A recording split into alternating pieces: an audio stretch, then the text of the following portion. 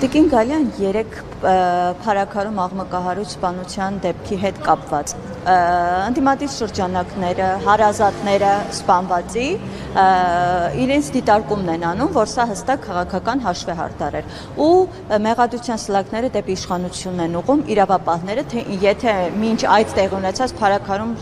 այդ նման դեպքեր աղմկահարույց շատ են, մինչ այդ էլ գրակոչներ հնչել, որ եթե կարողանային այս ամենը վերահսկողության տակ պահել, կանխել, ապա դեպքը այս վենդետային չէր հասնի։ Հիմա որքանով եք ձեր այսպես մեղավորության բաժինը համարում, ինչու չստացվեց կանխել սա։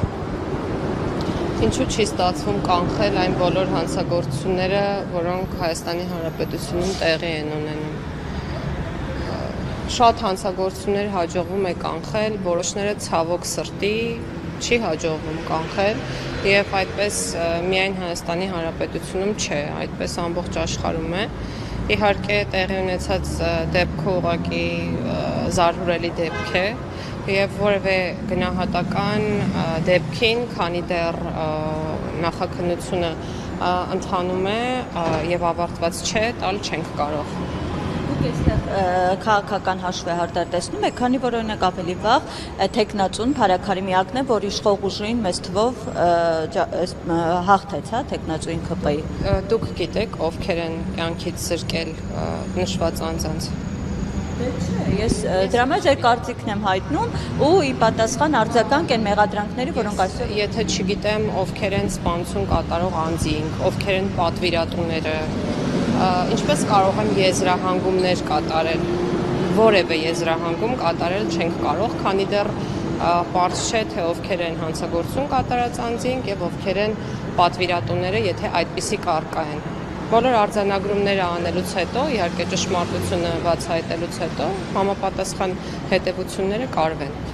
Գալյան, առհասարակ վերջին շրջանում մենք տեսնում ենք, որ թե Երևանում, թե մարզերում կրիմինալը շատացել է, գրակոչներ հնչում են, անգամ կենտրոնում։ Ինչի հետևանք է, սա արդյոք ամենաթողության հետևանք չէ, թերության իրավապահ։ Հանցավորության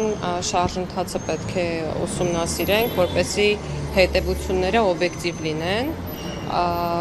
Ես կարծում եմ, որ ձեր հարցին պատասխանելու համար պետք է նայենք վիճակագրությանը։ Վերջին անգամ այս պահին իհարկե ձեռքիս տակ չունեմ եւ չեմ կարող թվական տվյալներով խոսել, բայց կարող եմ հստակ ասել, որ մենք ունենք բացահայտված դեպքերի աճ։ Սա ոչ թե խոսում է հանցավորության աճի մասին, այլ խոսում է այն մասին, որ ավելի շատ դեպքեր են ներկայում բացահայտվում։ Գալյան, այս դիտարկումը կարելի անել նույն մամուլի հրապարակումներով կամ ՆԳՆ-ի հաղորդագրությունները, որ տարբեր հատվածներում օրվա անգամ ցերեկ, կապ չունի գիշեր կրակոցներ շատ հաճախ են դարձել։ Դպրոցի ուղղությամբ էր կրակոց, մանկապարտեզի ներողություն եղել։ Դա խոսում է ընդհանրապես մեկ բանի մասին, որ այսօր առավել քան երբևէ տեղեկատվությունը ճշգրիտ կերպով մատուցվում է հանրությանը, այսինքն մենք թափանցիկ դաշտում ենք ապրում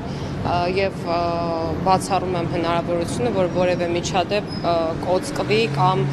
տեղեկությունները դրա հետ կապված հասարակությանը չտրամադրվեն։ Դեպքում, որը խոսում եք թափանցիկությունից, տեղեկություն տարածվեց կադաստրի կոմիտեի ղեկավարի մասնակցությամբ ծեծկռտուքի մասին, ինքն էլ չի հերքել, այս ամենը, ինչու քննությունը այսպես ընթացք չի գնում, ինչու չեն բացահայտվում այս գործը։ Ես չգիտեմ այդ մասով քննություն կա թե ոչ, հետեւաբար ձեր ինչու հարցին պատասխանել չեմ կարող եւ անկեղծ ասած չեմ լսել կադաստրի պետական կոմիտեի ղեկավարի արձագանքը հարցի հետ կապված, ուստի նրա ավելին ներողություն կամահրանքով վերաբերվեց, ասում են ինչի պետք է կանչեն հարցաքննության։ Դե եթե այդպեսին է եղել արձագանքը, կարող ենք եզրակացնել, որ հերքել է։